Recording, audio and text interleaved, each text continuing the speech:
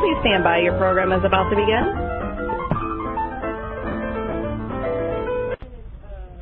Good day and welcome to the Deltek First Project Execution in the Cloud conference call. Today's conference is being recorded. At this time, I would like to turn the conference over to Leslie Stefanik. Please go ahead. Thank you very much. Welcome, everyone. Thank you for joining us this afternoon. We are going to discuss Deltek First Project Execution in the Cloud today. There will be a brief PowerPoint presentation followed by a demonstration, a live demonstration of Deltek First. We will have a Q&A session following the demonstration. That is going to be handled via the live meeting toolbar. As you can see on this slide, you can ask your question. We will take those questions at the end and answer them individually. If there's any that we can't get to during the time allotted, we will get with you offline. And our first speaker today is Deltek's Tony D'Ambrisi. He's our product director for Deltek First. Tony, take it away. Hi, welcome everyone. Thanks for joining us this afternoon. I'm Tony D'Ambrisi. I'm the Deltek First product director. I'm also joined here today by Dave Corbin, who's our systems engineer. As Leslie said, I'll take us through a few slides very quickly, and then I'll turn it over to Dave. He's going to do a demo for us on the project execution in the cloud. So I want to start by taking a step back and introducing us to the project lifecycle slide for Deltek First. So this slide's really important. This is how we solve our customer problems and really develop our product roadmaps here at Deltek. You'll hear us talking about helping you win more business, helping you do more, and helping you know more. And you see on the ribbon here, Win More is all about helping companies identify the right opportunities, provide you with tools to build winning teams and write winning proposals. So there's a whole section of Deltek First that really helps you achieve those objectives. Do More is all about helping you manage your projects and your business. And today, that's where we're going to focus. Dave's going to show us how we can help you manage your projects better with some of the tools available under the Deltek First. And then there's Know More.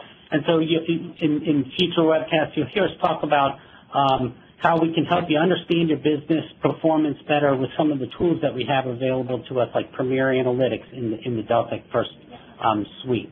And of course, alluding to the fact that all of this is available in the cloud, you see the backdrop here for the life cycle it's in the cloud there. So let's go to the next slide. And really, Deltek First provides everything a small to mid-sized government contractor needs to be successful.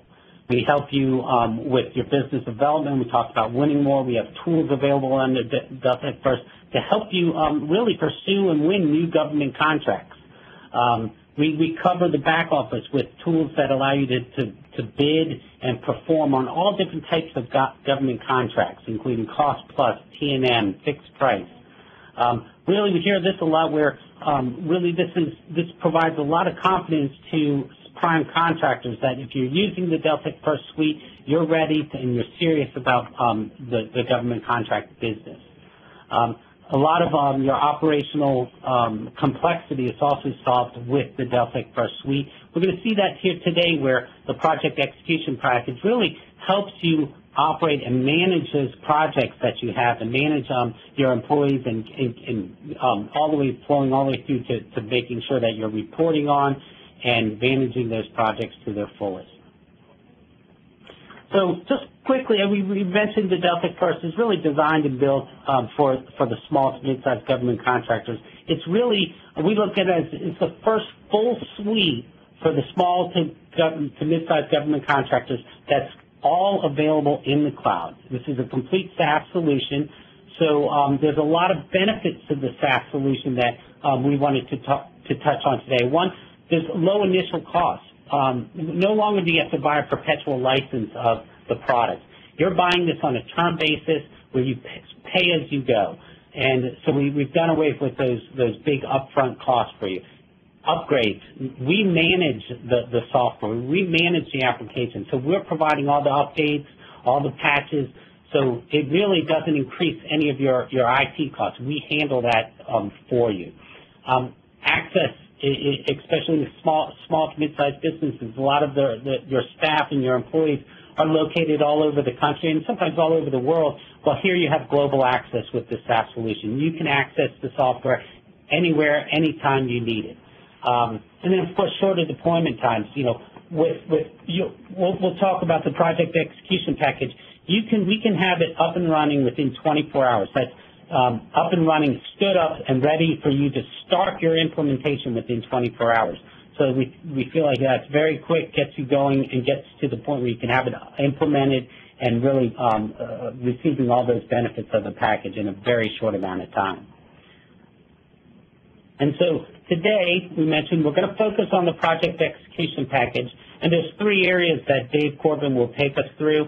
The first one, he'll touch on the real-time project management and reporting. So this solution comes with a full set of project management reports that are real-time, delivering you the project managers information that they need to make critical business decisions on their projects. We're going to talk about time collection, about how your employees are going to enter their time, how this flows right in directly into the billing of these projects.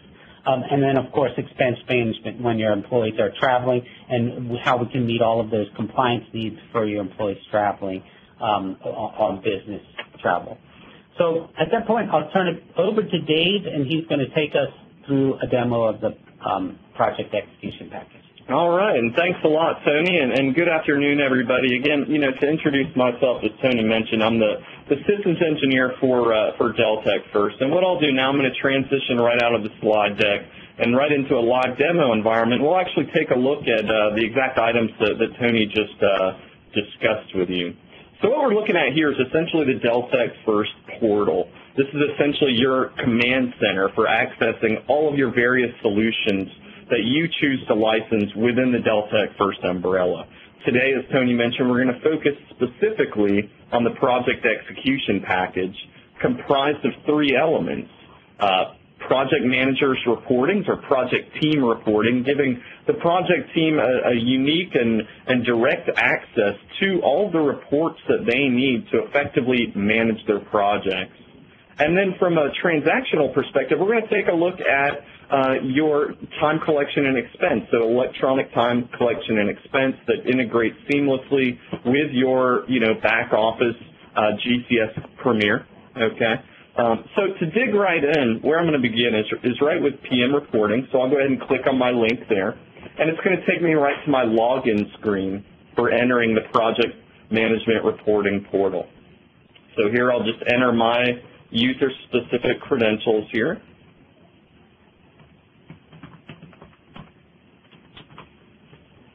Oops. Now I'll enter the correct user credentials.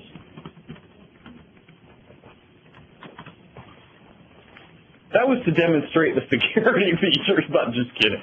Anyway, so the first thing we're going to do when we come into the project management portal is select the project for which we want to run our reports. Now, if the project team user or user for the reporting portal is familiar with your project numbers right out of GCS Premier, they would simply select the contract number. The various tasks available within that contract number will then appear for selection.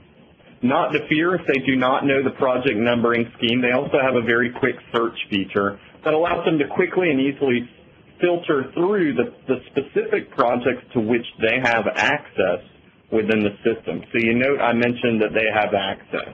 We do have full security capabilities built right in.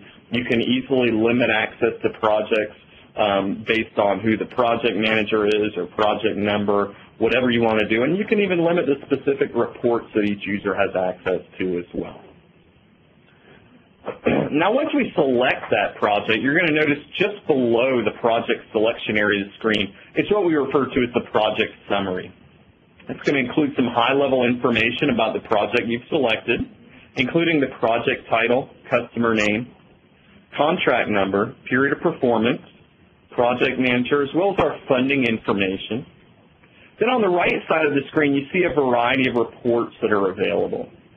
Okay, our reports are going to be divided between our cost analysis tab, which is going to be all of our historical reporting, just in essentially a grid-based raw form, and we'll definitely dig into a lot of those here in a few minutes. And then under supplemental reports, we have some additional reports as well.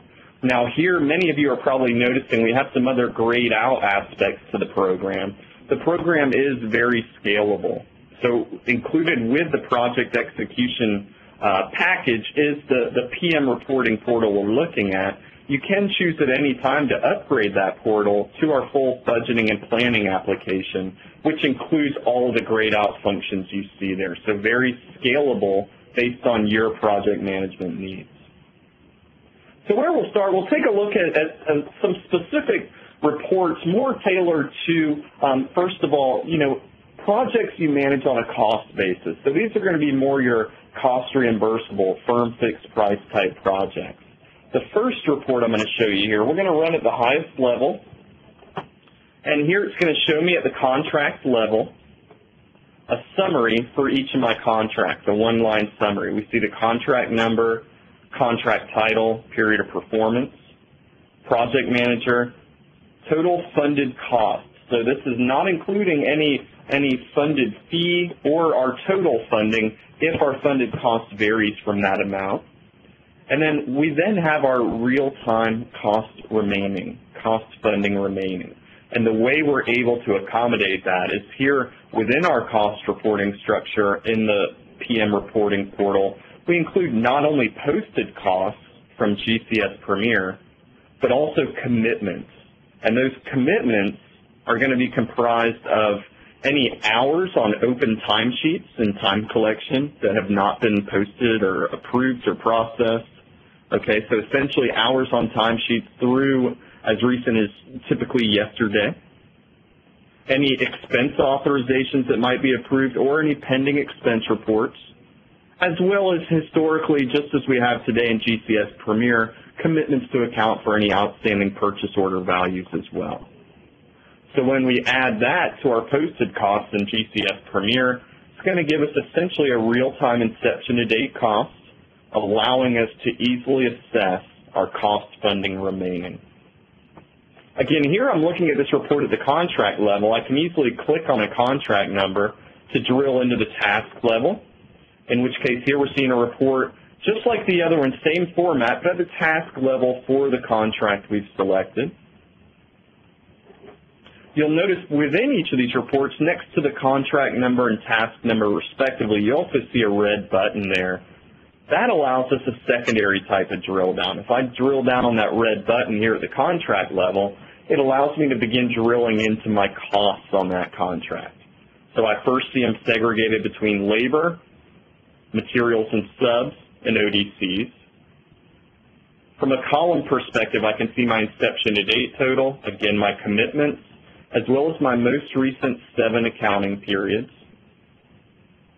Up at the top, you see a button that says all periods. I can simply click that button to see a month-by-month history of the cost on my project for the full period of performance to date, even if it spans multiple fiscal years.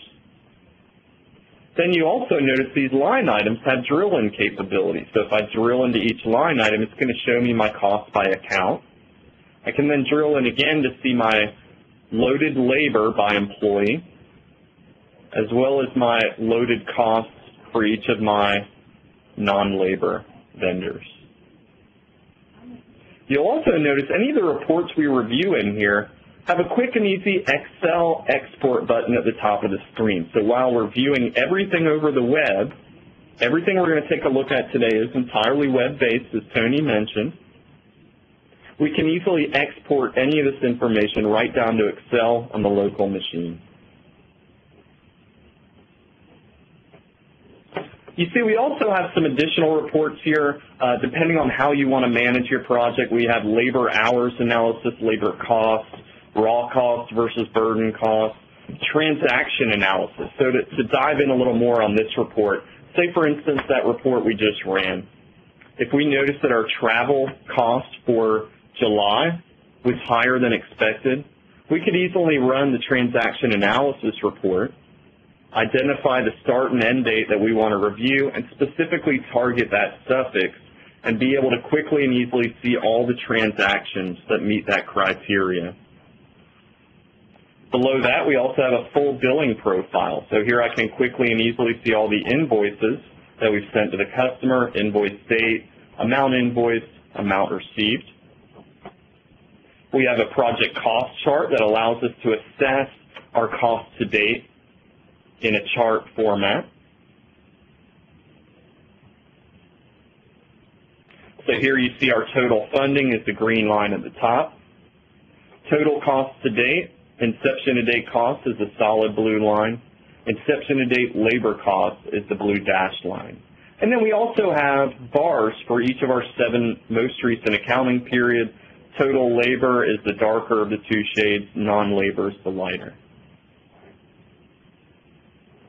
Now for T&M, or fixed price level of effort projects, we have specific reports tailored to those. The first one's our T&M billable revenue breakdown.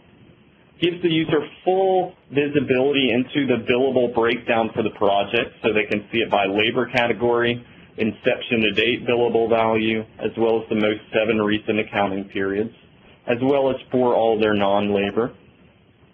They can also drill in to see that by by employee within each labor category, and also by vendor for any non-labor by account. Directly below that is our T&M labor analysis report. This is going to allow us to drill into our labor categories for any date in the history of the project to assess on a current period, year-to-date, and inception-to-date basis our total hours, total loaded cost, total billable value, and associated profit for that labor category. On an inception-to-date basis, we can also see profit percent. We can then drill into any labor category to see the same information for each employee that's been charging to that labor category.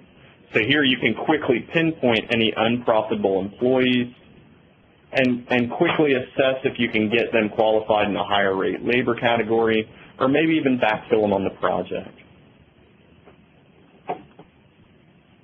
Moving over to supplemental reports, I'm sure many of you on the line are familiar with the job summary reports out of GCS Premier. We also have job summary reports built right into PM reporting that gives us full visibility throughout the complete history of the project and also gives us full visibility to our commitments, again, associated with hours on open timesheets. As you see here, we have labor commitments, as well as any expense commitments from the expense interface. Furthermore, we can actually drill into some of these line items to see labor hours by employee or non-labor costs by vendor. And also up in the header itself, we've actually added a couple fields. So we have an inception to date invoiced amount and the amount of your open receivables included right in the header.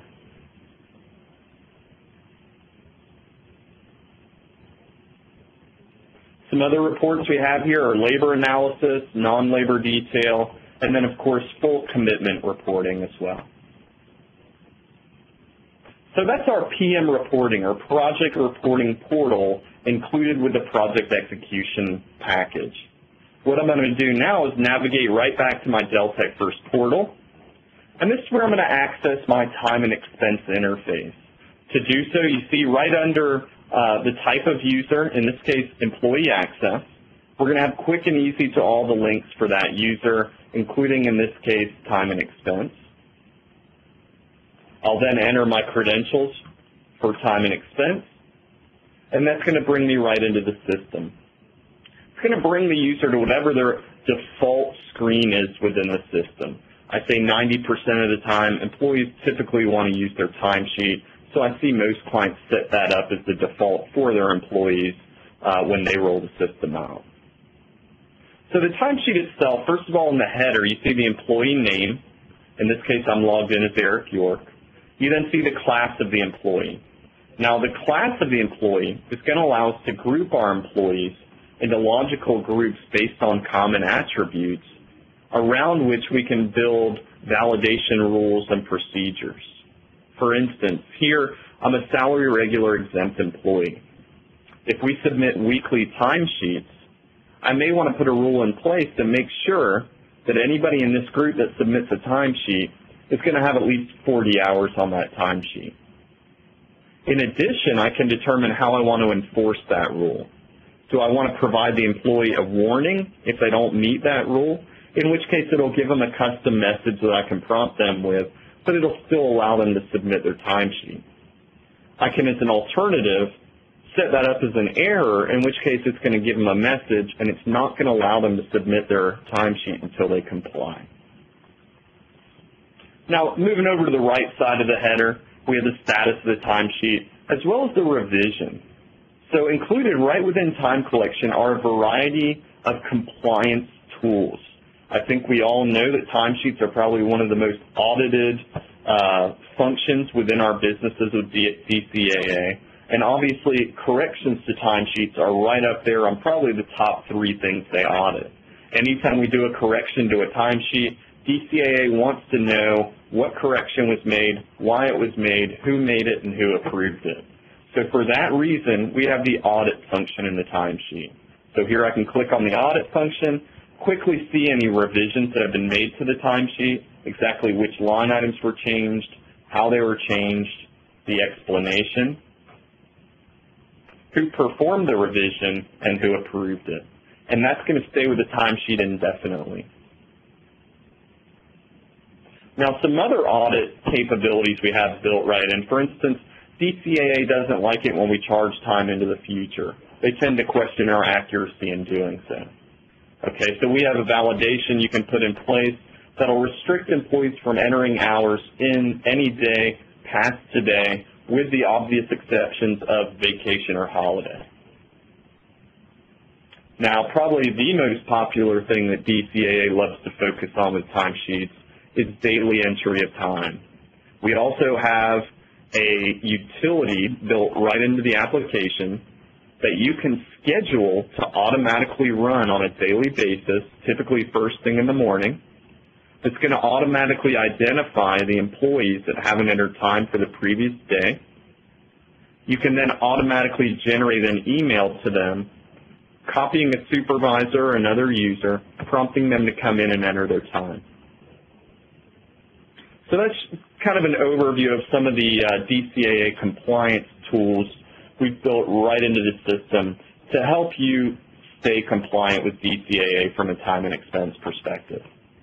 Now, in the body of the timesheet itself, you see we have a variety of charge codes associated with each line on the left side of the timesheet, and then we simply enter hours on the right side of the timesheet. We can set up charge codes to automatically load into our timesheet. We can do that, or it can be done as an administrative function.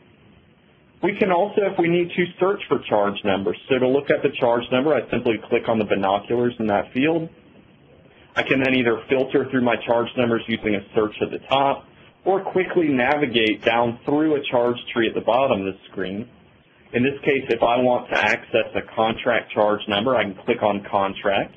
That's going to show me all of the contracts that I am authorized to charge. I can then drill into any of those contracts to see the charge numbers that pertain to me. And all of this is controlled right in GCS Premier. So these charge numbers and who is authorized to charge them flow right over from GCS Premier. Another feature with the integration with GCS Premier are your leave accruals. Your leave accruals are going to flow right over. We can then assess for any of our 4 leave types by employee what their current balance is, as well as their year-to-date transactions, so any beginning balance, any accruals, and any days they've taken off. Also on the topic of leave, we also have a leave request feature built right into the application. So if an employee wants to take leave, they can quickly navigate over to their work schedule, simply click the days for which they'd like to request leave, and then select the Request Leave button at the top of the screen. That's going to automatically prompt whoever needs to approve their leave to do so. Once they do so, those days will show up green in their timesheet to signify that approval of leave. They'll also be receiving an email to alert them of the same. You see down in the key in the bottom of the screen, your holiday schedules will be included, so you can see all your holidays shaded in yellow. And we also have non-work days scheduled in gray for ease of use, or you can actually restrict employees from being able to enter hours in their non-work days. To submit our timesheet, we simply click the icon next to the signature field at the bottom of the screen. That's then going to ask us to enter our password to signify our electronic signature. And it's also going to trigger the workflow that's going to automatically alert our supervisor or approver to come in and approve our timesheet. From an approver's perspective, they can simply go onto their desktop, which we'll take a look at in a minute, quickly and easily select all the employees with the timesheets they need to approve, use the navigational buttons at the top of the screen to be able to page through those timesheets with the exact same view that we see here. Then to approve or reject the timesheet, down at the bottom you see the approval field. They'll have two options. The first button is going to be a blue check mark to approve. The second option is going to be a red X. If they reject, they'll be prompted for a reason for rejection. Once they enter that reason for rejection, it's then going to automatically be routed back to the employee for them to revise their timesheet and resubmit. So that's the timesheet side of the application. Now the next thing I want to show you is the desktop. The desktop is essentially a dashboard for the time and expense interface. The first thing you're going to see up in the top left are any tasks. These are going to be items that are pending your action. Just to the right of them are your alerts. These are going to be any updates on your items in the system. So here we see we have a vacation request rejected. We have an expense authorization approved, a cash advance approved, so on and so forth. Below that, you also see My Expenses schedule. Okay, we have the capability to interface with Visa and American Express. If you have corporate credit cards with those companies, you can download a specific statement format for each of those credit cards, upload it right into the system, and then you can actually parse those transactions out by employee, and each employee will be able to quickly and easily select those transactions during the entry of their expense report. This schedule is going to show you all of your outstanding expense transactions. Now what we'll do is transition right over to the expense side of the application. On the expense side of the application, it's comprised of two parts. We have expense authorizations and expense reports.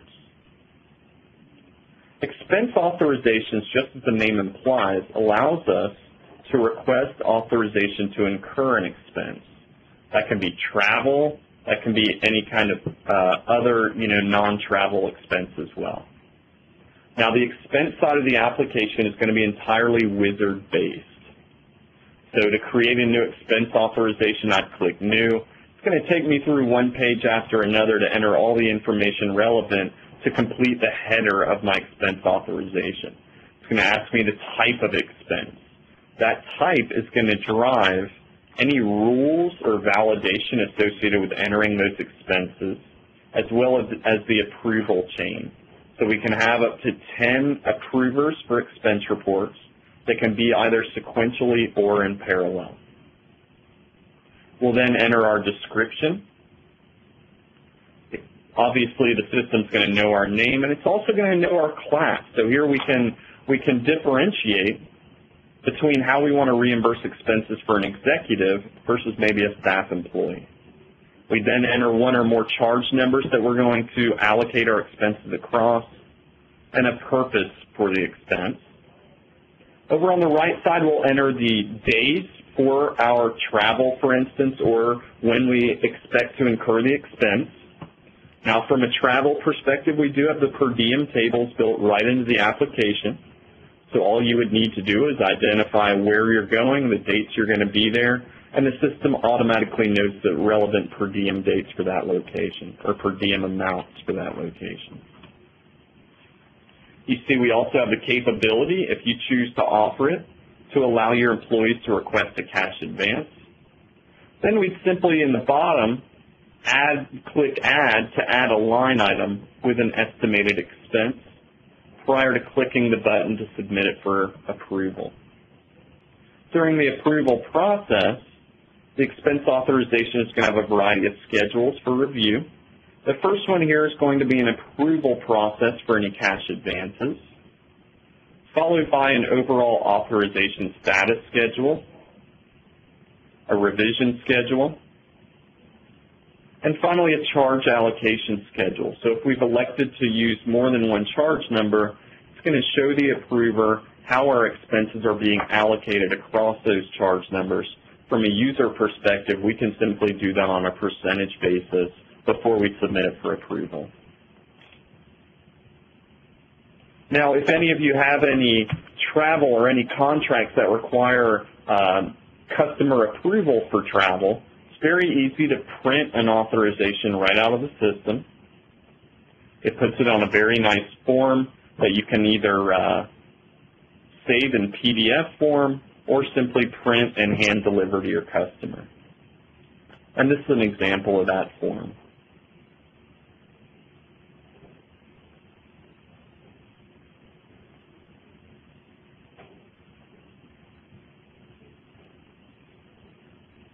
Moving on to the expense report itself, very similar layout to the expense authorization. As a matter of fact, if we have an approved expense authorization, we would select it when we begin entering our expense report, and that's going to populate much of the header for us and eliminate a lot of our data entry.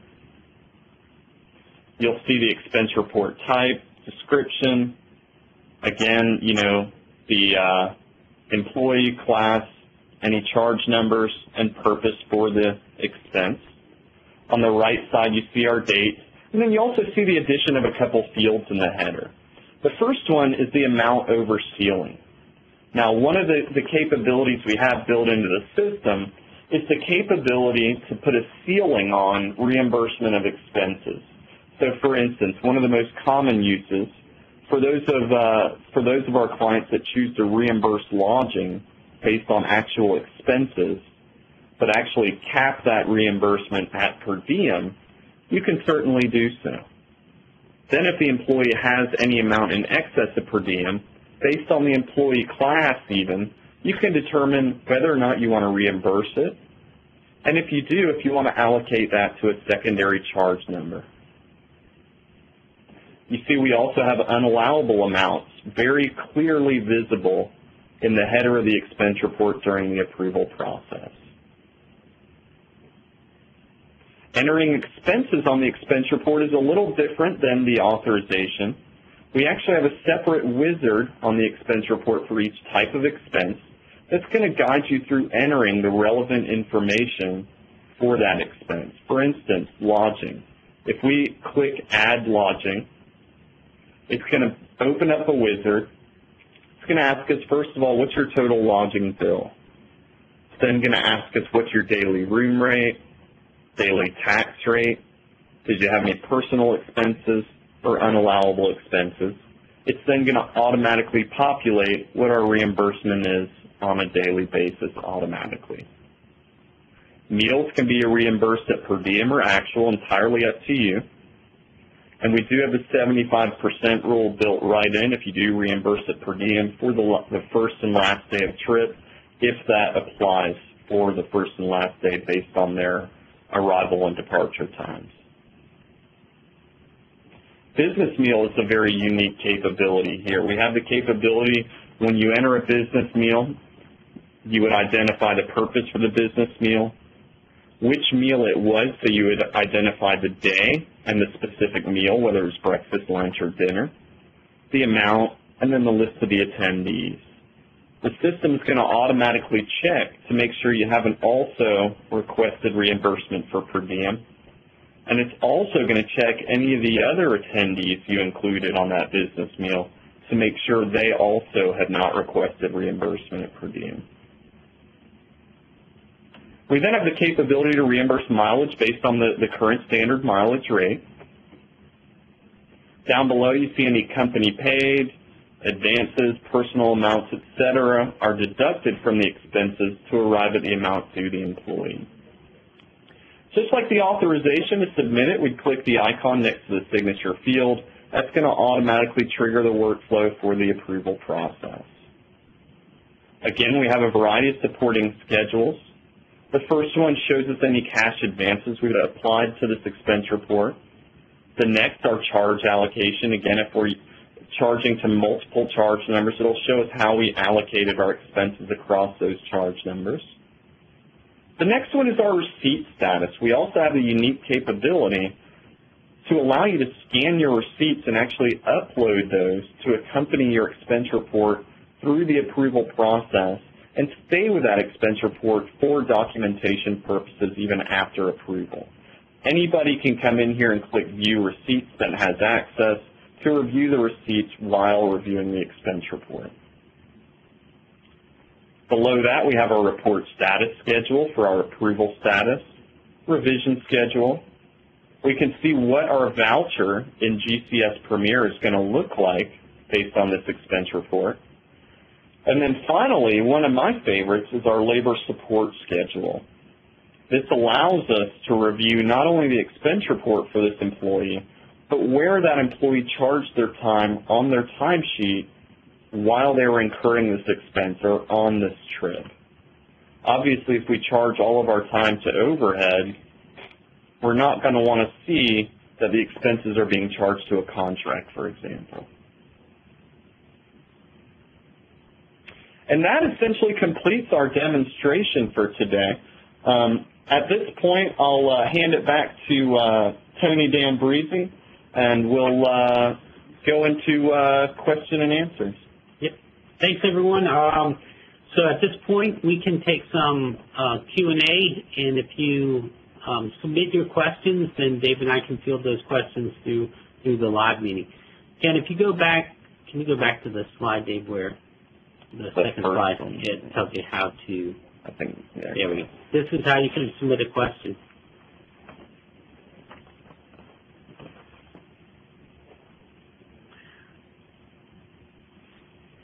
If there are any questions, we don't have any questions in the queue right now. We'll give you guys a minute or two to enter any questions that you may have.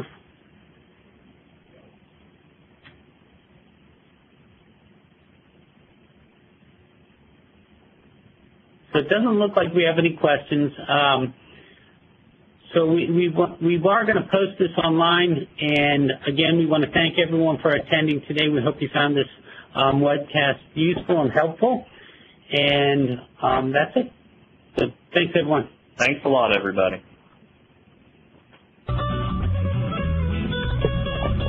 This concludes today's teleconference. You may now disconnect your lines and have a wonderful day.